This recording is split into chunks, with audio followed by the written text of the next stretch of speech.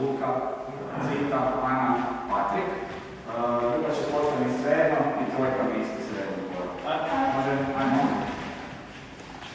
Patrik, pusti.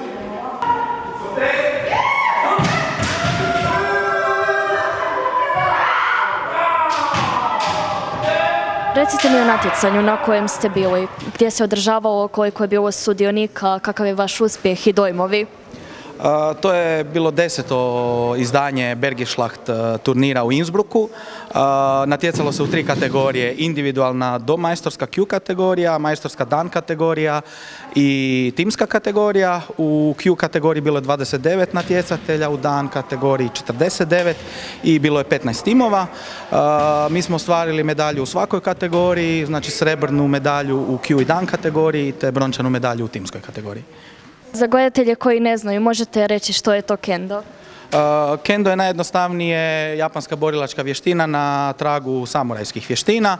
Sportski dio uključuje nadmudrivanje protivnika brzinom i vještinom, gdje je cilj pogoditi jednu od 4 mete, to je glava, zapešće, bok ili ubod u vrat. Sve to treba obaviti pravim dijelom mača iz prave udaljenosti, na pravilan način i uz pravilan završetak za takozvani zančni.